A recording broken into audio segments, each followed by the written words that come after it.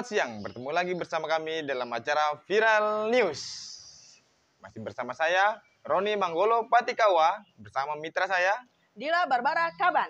Ya, pada hari ini seperti biasa kami akan membacakan berita-berita terupdate untuk daerah Kepulauan Riau khususnya dan mancanegara. Baiklah, berita pertama akan dibacakan oleh Dila. Oke, untuk berita pertama dari batampost.co.id. BP Batam gelar kompetisi fotografi infrastruktur. Bagus nih. Bagus. Kompetisi fotografi infrastruktur. Batampost.co.id.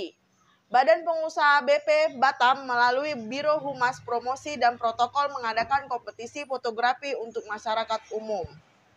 Kepala Biro Humas Promosi dan Protokol BP Batam, Aryas Tuti Sirait, mengatakan kompetisi ini digelar untuk memberikan kesempatan seluas-luasnya kepada masyarakat dalam berkarya dan menyalurkan kreativitasnya melalui fotografi. Pada kompetisi fotografi kali ini, lanjutnya BP Batam mengangkat tema infrastruktur mengingat BP Batam telah membangun kota Batam sejak 26 Oktober 1971 yang kita kenal dengan Hari Bakti BP Batam. Kompetisi tersebut akan berlangsung selama 30 hari, terhitung mulai 20 September sampai dengan 20 Oktober 2021. Penjurian dilakukan pada 21 sampai dengan 25 Oktober 2021. Adapun waktu pelaksanaan kompetisi foto pada tahun ini dilaksanakan dalam waktu yang lebih lama, yakni 1 bulan dari tahun-tahun sebelumnya, dikarenakan pelaksanaan lomba pada situasi pandemi COVID-19 dan mengurangi intensitas pertemuan peserta dalam jumlah banyak. Ia mengatakan tujuan diadakan kompetisi fotografi ini untuk memeriahkan Hari Bakti BP Batam ke-50 tahun melalui kacamata masyarakat Batam terhadap infrastruktur yang tersedia. Oke, Ini jadi acara ulang tahun BP Batam. BP Batam yang ke-50. Jadi diadakan untuk fotografi infrastruktur yang ada di Batam. Jadi dari tahun ke tahun lah itu Bu, Bang, perubahan memang ada. Selamat ulang tahun kepada BP Batam, kami ucapkan dari Viral News. Mengucapkan selamat ulang tahun kepada BP Batam. Semoga Batam menjadi kota yang paling maju dan bisa kita harapkan. Oke. Jadi yang mau ikut fotografi bisa. Yang suka dengan fotografi, hobi fotografi boleh ikut. Ya betul. Jadi dari berbagai sudut Batam ya, yang ini. Temanya apalagi, tadi infrastruktur. Ya infrastruktur. Jadi lihatlah tuh kan banyak, ada tuh jembatan kita yang kita bangun tuh kan Bang. Yang kita bangun ya, bukan BP. Kan uang kita. Oke. Untuk berita selanjutnya dibawakan oleh Pak Roni, silakan. Berita selanjutnya ini tentang pengangguran. Suarabatam.id. Angka pengangguran Batam tinggi, Disnaker, Pencaker tidak kompeten. Angka pengangguran di Batam Kepulauan Riau 2021 meningkat sebesar 3,48% dibandingkan tahun 2020 lalu. Badan Pusat Statistik BPS Kota Batam mencatat per Agustus 2021 tingkat pengangguran di Batam mencapai 11,79% dengan total 87.903 orang. Rame, 87.000 pencari kerja ya. Iya, pengangguran ya. Pengangguran. Kepala Dinas Ketenagakerjaan Disnaker Kota Batam, Rudi Syakirti, menuturkan bahwa pengangguran tersebut tidak hanya dipengaruhi oleh pandemi COVID-19, tapi juga terhitung sejak Maret 2020. Selain itu, faktor lain ikut berpengaruh, diantaranya adalah para pencari kerja atau pencaker yang datang dari luar kota Batam tidak memenuhi sertifikasi. Angka dari BPS mengenai tingkat pengangguran Batam saat ini harus dibedakan dalam dua jenis. Mereka yang terpengaruh COVID dan yang lain adalah mereka yang datang dari luar Batam namun hingga saat ini masih belum mendapatkan pekerjaan. Jelasnya saat dihubungi melalui sambungan telepon Rabu 15 September 2021. Lanjut dia, banyak dari para pencaker di Batam yang datang tanpa dibekali kemampuan dan kompetensi. Pengangguran tertinggi ini paling banyak dari mereka lulusan SMA atau SMK dan sarjana. Untuk yang sarjana, mereka kuliah di luar, baru setelah lulus mengadu nasib di sini.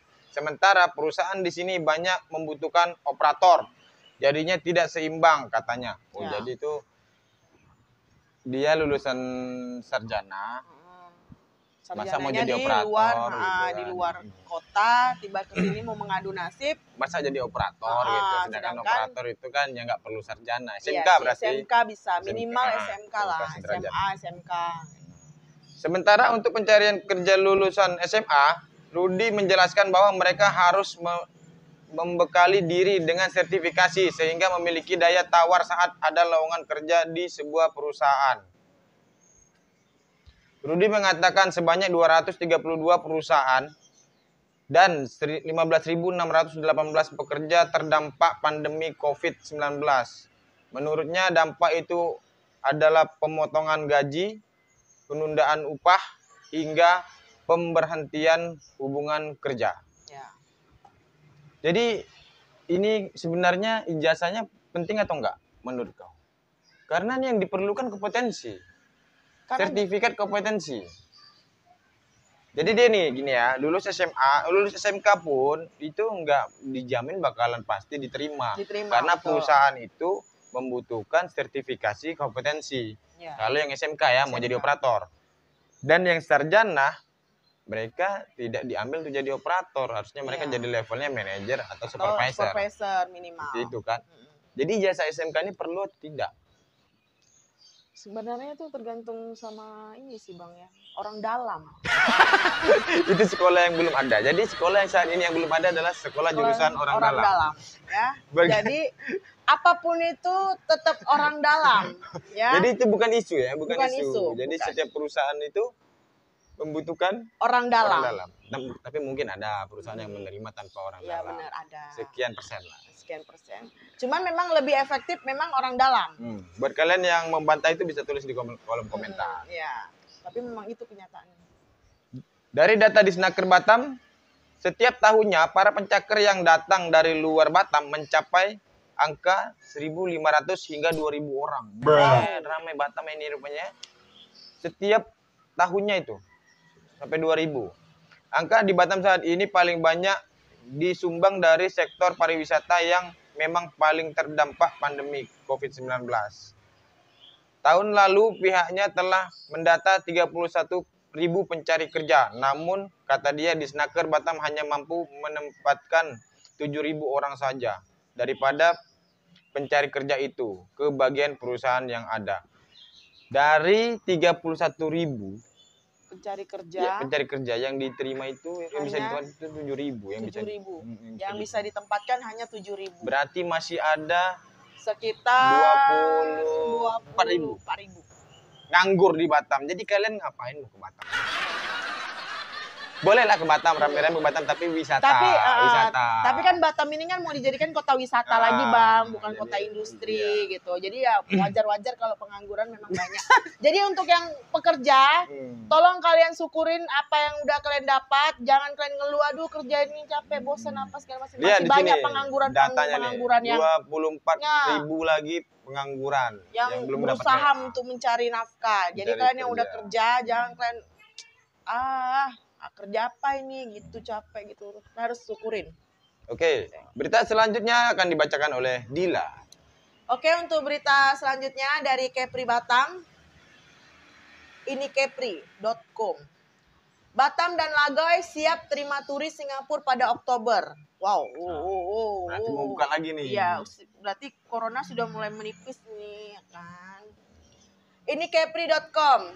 Pemerintah Provinsi atau Pemprov Kepulauan Riau berencana mulai membuka pintu masuk bagi wisatawan mancanegara Wisman dari Singapura pada Oktober 2021.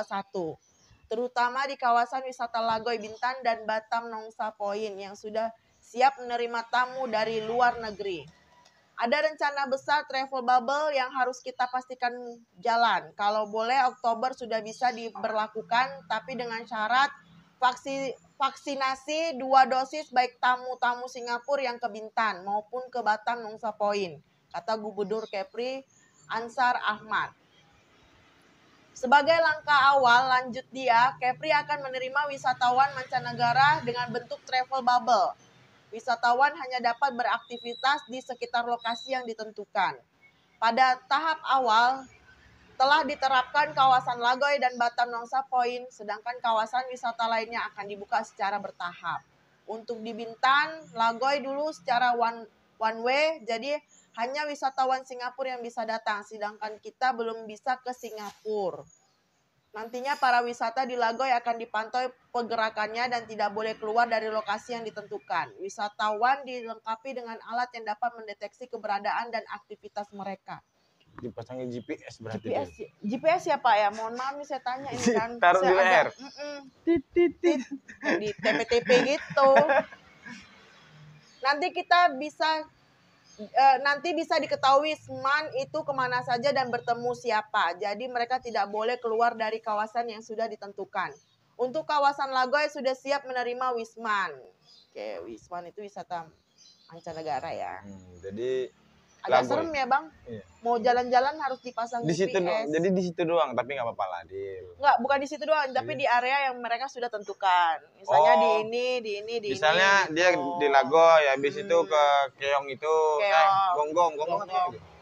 Gonggong itulah Tugu pokoknya. Gonggong itu, Tugu Pensil. Jadi mereka ke situ-situ aja. Situ aja, dan mereka nggak boleh kemana-mana gitu. Tapi tetap mereka yang boleh ke sini, kita belum boleh ke sana. Singapura. Curang. Boleh kayak gitu. Oke, untuk berita selanjutnya dibacakan oleh Pak Roni. Silakan Bapak. Oke. Kompas.com. Venetian Open Air Mall resmi meluncur di Batam. Wah, ini akan ada mall baru lagi di Batam. Mau luar biasa, banyak kali mall di Batam ini. Orangnya nggak ada yang ngunjungin, itu pun pada tutup semuanya. Banyak kali mall di Batam ini. Besar kali juga enggak kota Pulau Batam ini, tapi mallnya luar biasa. Di mana-mana mall. Batam Center ada mall, Nagoya ada Jodoh mall, ada mall. Batu Haji ada mall. Terus Bengkong ada mall. Mall mana? Mall ini apa namanya? Top 100 mall. Batam, Kompas.com. PT Putra Karya Sindo Prakarsa PKP dan PT Pandan Sari Mustika PSM akan meluncurkan Venetian Mall Sabtu 18 September 2021. Venetian Mall menempati area seluas 4,7 hektar dan berada di Simpang 4 Franky, Kota Batam, Kepulauan Riau. Pimpinan proyek Venetian Mall, Agustin, mengatakan pada masa pandemi COVID-19, para paritel di mall dengan konsep konvensional menderita karena penurunan tingkat kunjungan yang drastis. Kondisi ini mendorong PKP untuk merancang mall dengan konsep baru, dengan penekanan pada ruang terbuka atau kerap disebut open air mall. Konsep open air mall banyak ditemui di negara-negara Eropa dan Amerika. Jadi pilihan utama untuk berbelanja di masa pandemi COVID-19, kata Agustin pada Kompas.com Rabu. Jumlah mall dengan konsep serba terbuka ini terus mengalami peningkatan setiap tahunnya dan diyakini memiliki masa depan yang cerah. Perubahan ini terus berlangsung dan disambut baik para paritel yang tertarik menginvestasikan dananya untuk membuka gerai di mall serba terbuka. Jadi mall ini konsepnya terbuka. Ya. Nggak ada gedungnya berarti. Berarti outdoor ya? Outdoor. Ini itu sama nggak sih kayak yang di itu Bang, Orchard ya? Orchard itu kayaknya ada outdoornya juga sih. Mall juga? Iya. Itu kalau di Bali kayak di City. Jadi kayak pasar malam gitu?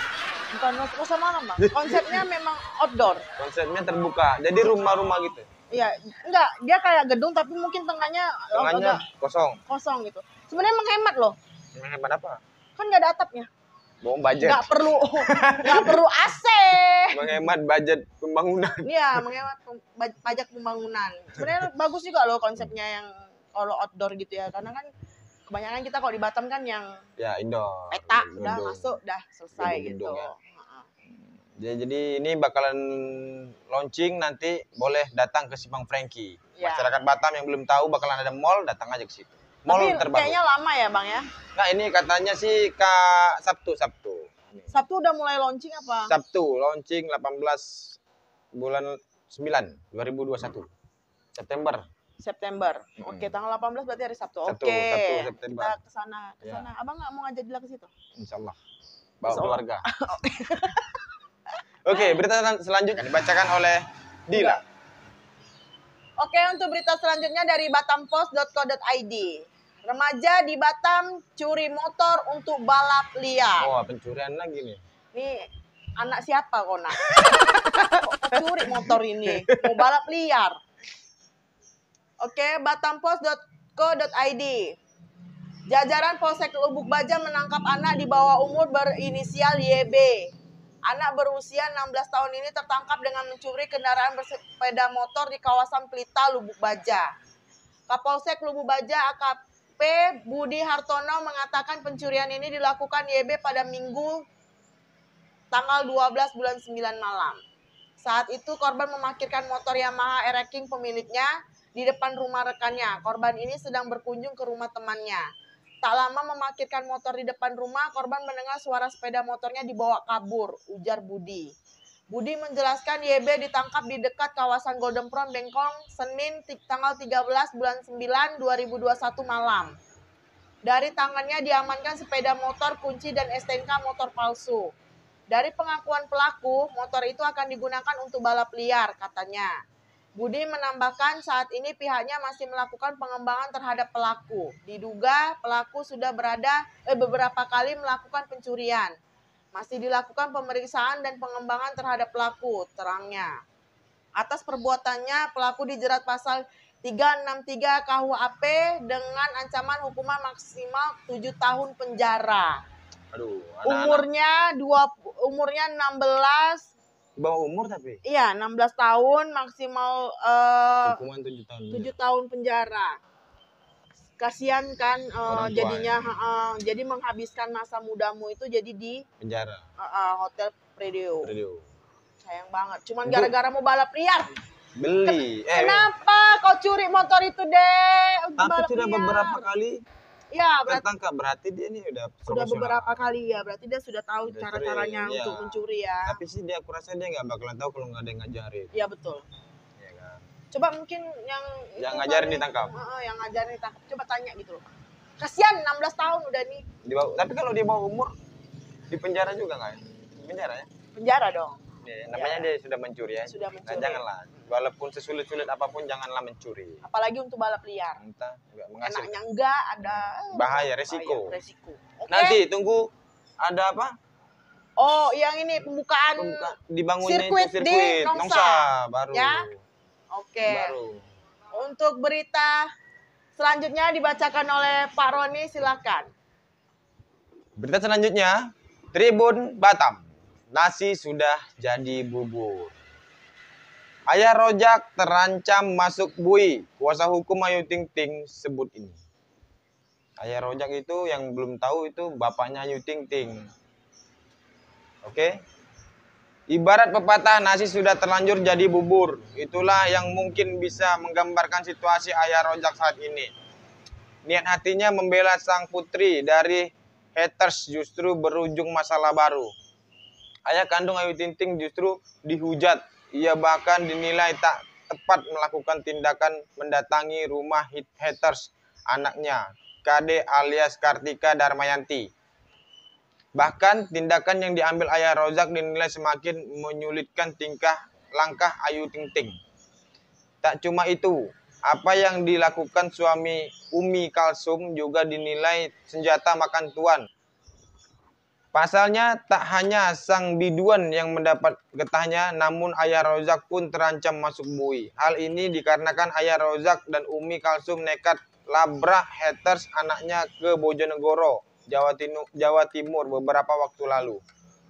Orang tua Ayu Ting Ting yang gerusa-gerusu menyambangi kediaman KD justru menjadi ancaman tersendiri. Apalagi Ayah Rojak dan Umi Kalsum melakukan sejumlah perkataan yang kurang baik terhadap orang tua KD. Pelaku bullying atau KD Ayah Rojak justru mengancam dan memberi peringatan orang tua sang haters. Atas tindakan tersebut, kuasa hukum orang tua KD dan yakni Edi Prasetyo siap membela dan menangani kasus ini. Edi Prasetyo bahkan sebut kliennya mengalami tekanan psikologis dan ancaman yang dilontarkan orang tuanya Ayu Ting Ting. Betul, klien kami mengharapkan adanya sebuah keadilan. Mengingat ini kan menjadi tekanan psikologi bagi klien kami, kata Edi pada kompas.com, Jumat 10 September 2021. Ya, itulah berita tentang bapaknya Ayu Ting Ting yang terancam masuk bui ya. karena membela anaknya. Ini serba salah. Serba salah maksudnya gini loh, Dil. Seorang bapak dan ibu pasti ingin membela anaknya. Betul. Tapi caranya salah. Gitu.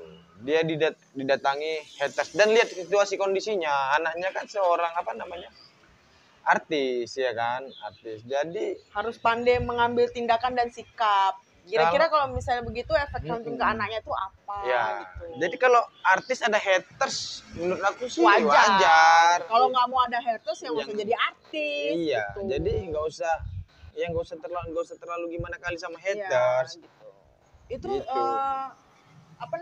bahkan haters artis luar negeri itu bahkan lebih parah loh daripada haters Indonesia ini.